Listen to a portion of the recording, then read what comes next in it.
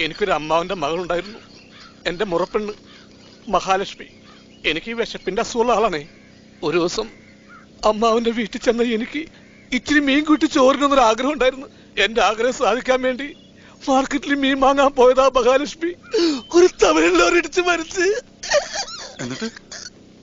എന്നിട്ട് എന്ത് ചെയ്യാൻ, അമ്മാവന്റെ വീട്ടിൽ കുറച്ച് ഉണക്കമീൻ ഉണ്ടായിരുന്നു, അതോട്ട് ചോറിന്ന് ഞാൻ അഡ്ജസ്റ്റ് ചെയ്തു. പക്ഷെ മഹാലക്ഷ്മിയുടെ മരണത്തോടു കൂടി അമ്മാവൻ തളർന്ന് കിടപ്പിലായി.